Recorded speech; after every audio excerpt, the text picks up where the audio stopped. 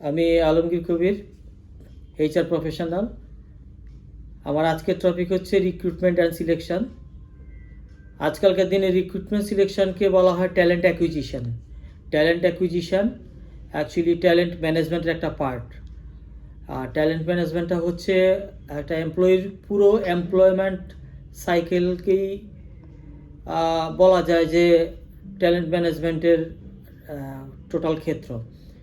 Recruitment সিলেকশনের ক্ষেত্রে আমার অভিজ্ঞতা থেকে বলবো, প্রথমে যেটা সাজেশন থাকবে যে একটা রিক্রুটমেন্ট সিলেকশনের পলিসি থাকা উচিত, এবং পলিসির সাথে সাথে একটা এসওপি থাকা উচিত। পলিসিতে কি থাকবে, কোন পজিশনের জন্য কি ধরনের ইন্টারভিউর ব্যবস্থা থাকবে, ইন্টারভিউ প্যানেলে কারা থাকবে কোন পজিশনের জন্য, ইন্টারভিউতে কোশ্চেনিয়ার থাকবে, কোশ্চেনিয়ারে মার্কস ডিস্ট্রিবিউশন, এবং ইন্টারভিউ রিক্রুটমেন্ট সিলেকশনের প্রত্যেকটা স্টেপে কোন স্টেপে কতদিন সময় লাগবে এবং স্টেপের কাজগুলো কি হবে, এই বর্ণনাগুলো সেখানে থাকবে।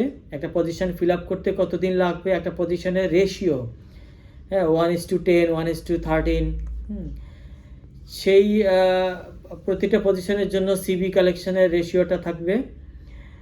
এবং এইটাতে প্রাথমিক সিলেকশন, তারপরে সিলেকশন, রিটেন, ভাইভা, টেকনিক্যাল কোনো টেস্ট অথবা সাইকোমেট্রিক টেস্ট, অন্য ধরনের কোনো online test, emotional intelligence test, এ জাতীয় কিছু থাকবে, সেগুলো ডিফাইন করা থাকবে। এবং কারা ফাইনাল ডিসিশন নেবে, কারা শর্টলিস্ট করবে, কারা রিকমেন্ড করবে, এবং অ্যাপ্রুভালে কারা থাকবে, এই ডেজিগনেশনগুলো ডিফাইন করা থাকবে। এক্ষেত্রে এইচআরের রোল কি থাকবে, রেসপেক্টিভ ডিপার্টমেন্ট যাদের জন্য রিক্রুটমেন্টটা করা, তাদের ডিপার্টমেন্ট হেড অথবা রেসপেক্টিভ যারা থাকে তাদের রোলটা থাকবে সেখানে ডিফাইন করা। এই পলিসিটা কন্ট্রোল করবে কারা, রিভিউ এবং অ্যামেন্ডমেন্টের ক্ষেত্রে কার রোল কীরকম থাকবে। আর এসওপির ক্ষেত্রে হচ্ছে ক্লিয়ারলি বলা থাকবে এই পলিসির আলোকেই কার কোন স্টেপে কার কাজ কোনটা, এবং সে যেমন কবে শেষ করবে, শেষ করতে গেলে কোন ফর্ম ইউজ করবে, ফর্মের নাম্বার থাকবে, পলিসিটার নাম্বার তো থাকবেই অবশ্যই, এবং এটা শেষ করলে এইটার এন্ড রেজাল্টটা কী এবং তার ব্যাকআপে কে থাকবে, এই বিষয়গুলো থাকবে এসওপিতে। আর রিক্রুটমেন্ট অ্যান্ড সিলেকশন প্রসেসের ক্ষেত্রে বলবো, প্রথমে রিক্রুটমেন্ট প্রসেসটা বলি, সেটা হচ্ছে সিভি বাছাই করা শুরুর আগ পর্যন্ত হচ্ছে রিক্রুটমেন্টের part. Manpower requisition, manpower budgeting, অর্গানোগ্রামে অ্যাপ্রুভাল, পজিশন ক্রিয়েট করা অথবা রিপ্লেসমেন্ট যেটাই থাকুক, ম্যান পাওয়ার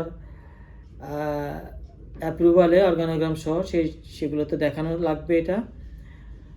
এবং কোথায় অ্যাডভার্টাইজমেন্ট দেওয়া হবে বা কোন সোর্স থেকে সিভি কালেক্ট করা হবে, কোন সোর্স থেকে সিভি কালেক্ট করা হবে সেই সোর্সগুলো ডিফাইন করা, এগুলো রিক্রুটমেন্ট পলিসিতেও বলা থাকবে। এটা পজিশন বেস করে এগুলো চেঞ্জ হতে পারে সোর্সগুলো। সিভিগুলো কালেক্ট করা পর্যন্ত হচ্ছে রিক্রুটমেন্ট, এবং সিভি যখন ইনিশিয়ালি সর্টিং করা শুরু হয়ে যাবে তখনই সিলেকশন পার্ট শুরু। সিলেকশন শেষ হবে জব অফার এবং জব প্লেসমেন্ট পর্যন্ত। কেউ কেউ প্লেসমেন্টের কথাও বলে, অর্থাৎ একেবারে তাকে অনবোর্ড করা, সিটে বসায় দেওয়া পর্যন্ত সব ফ্যাসিলিটেশন করে, হ্যাঁ, সেটাকেও বলা হয়। এটা নিয়ে যদিও কন্ট্রোভার্সি আছে, ধরে নেওয়া যায় জব অফার অথবা জব ওরিয়েন্টেশন পর্যন্তই সিলেকশনের পার্ট। আর আজকালকার ধারণা অনুযায়ী সেটা হচ্ছে রিক্রুটমেন্টকে একটু এনহ্যান্স করা হয় কম্পিটেন্সি দ্বারা, যেমন কম্পিটেন্সি বেসড রিক্রুটমেন্ট বলা হয়। এটাকে আরেকটু ক্লোজলি ডিফাইন করছে হচ্ছে কম্পিটেন্সি বেসড ইন্টারভিউ। হ্যাঁ, কম্পিটেন্সি স্বাভাবিক, একটা ক্যান্ডিডেটের কতটুকু কম্পিটেন্সি আমরা রেডিমেড পাবো, এবং বাকিটা কতটুকু আমরা নার্সিং বা ট্রেনিং বা ডেভেলপমেন্টের মাধ্যমে করে নিতে পারবো, এই বিষয়টা মাথায় রেখে অ্যাকচুয়ালি কম্পিটেন্সি বেসড ইন্টারভিউ আর রিক্রুটমেন্টের বিষয়টা রিসেন্টলি প্র্যাকটিস করছে সবাই। কম্পিটেন্সি বেসড ইন্টারভিউর ক্ষেত্রে একটা মেথড ফলো করা হয়, সেটা হচ্ছে স্টার মেথড। স্টার মেথড হচ্ছে situation, task, action, result. Basically হচ্ছে একটা সিচুয়েশান এক্সপিরিয়েন্স এমপ্লয়ির ক্ষেত্রে যেটা আমরা বলবো তাকে, অথবা তার এই সিচুয়েশানটা তার কোনো জব এক্সপিরিয়েন্সে ছিল কি না, থাকলে সেটাতে কি রোল ছিল তার, সেই রোলের এগেনস্টে সে কী অ্যাকশান নিয়েছে এবং এন্ড রেজাল্টটা কী আসছে, এই বিষয়গুলো তার কাছ থেকে বের করে নিতে হবে, জেনে নিতে হবে অ্যাকচুয়ালি। আর ফ্রেশারদের ক্ষেত্রেও বলতে হবে তাদেরকে একটা টেইলর্ড সিচুয়েশান দিতে হবে যে এই সিচুয়েশানে থাকলে আপনি কি করতেন, কি করা উচিত, বা আপনার টাস্কগুলো কি এবং আপনি কি করতেন, ঠিক আছে, আপনি মানে কোন অবজেক্টিভ নিয়ে এই কাজটা করতেন, ঠিক আছে। সো স্টার মেথড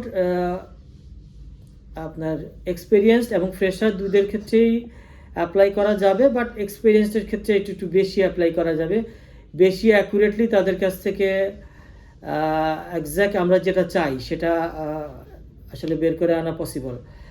আর এই ক্ষেত্রে যেমন আমাদের মাথায় রাখি আমরা যে আমি কতটুকু আসলে তার কাছ থেকে পাবো, যেমন 60-70% কম্পিটেন্সি যার আছে তার আরও 10-20% আমি ডেভেলপ করিয়ে নিতে পারবো, যেটা আমার অর্গানাইজেশনাল অবজেক্টিভ বা গোলগুলো অ্যাচিভ করার ক্ষেত্রে অনেকটা আমাকে এগিয়ে রাখবে। যে আমি যত বেশি কম্পিটেন্সি ওরিয়েন্টেড ক্যান্ডিডেট পাবো সেটা আমার জন্য অ্যাডভান্টেজ। আর বলবো হচ্ছে যেমন এই competency based interview, basically star method, এগুলা জানার জন্য যেমন এইচআরের নিজেদের টিমমেটদেরকেও জানানো দরকার আছে, যারা ইন্টারভিউ বোর্ডে থাকেন, রেসপেক্টিভ ডিপার্টমেন্ট হেড ইন্টারভিউ বোর্ডে যারা থাকেন তাদেরকেও ইন্টারভিউর এই মেথডটা শেখানোর প্রয়োজন আছে। ইভেন ক্যান্ডিডেটদেরকে বলবো, ফ্রেশার হোক এক্সপিরিয়েন্স যারা, যে আপনারা যখন ইন্টারভিউ দিতে যাবেন অর্গানাইজেশন সম্পর্কে তো জানবেনই, তাদের ইন্টারভিউ মেথড সম্পর্কেও একটু ধারণা নেওয়ার চেষ্টা করবেন। আর যদি একটু ভালো ডাইনামিক অর্গানাইজেশন হয় তারা মেবি হয়তো স্টার মেথড ইউজ করতে পারে, কেউ কেউ করে। তো সেটার যদি মোটামুটি আপনার একটা ধারণা থাকে যে স্টার মেথডে আসলে কিভাবে প্রশ্নগুলো ফেস করতে হয়, আনসার করতে হয়, সো এইভাবে একটা প্রিপারেশন নিলে ক্যান্ডিডেটের জন্য ভালো। আর যেটা বললাম, এইচআরের রোল হচ্ছে নিজের টিম এবং ইন্টারভিউ বোর্ডে যারা থাকে অন্যান্য ডিপার্টমেন্টের এইচও হেড অফ ডিপার্টমেন্ট অথবা অন্যরা, সো তাদেরকেও এটাকে অ্যাকচুয়ালি কী বলে এক্সপার্ট করে তোলা, এটাও এইচআরের রোল। সো এই হচ্ছে রিক্রুটমেন্ট অ্যান্ড সিলেকশনের পলিসি, এসওপি, প্রসেস এবং স্টার মেথড বা সিবিআই যেটা বলি। তো এই হচ্ছে মোটামুটি রিক্রুটমেন্ট সিলেকশনের সামারি। Thank you.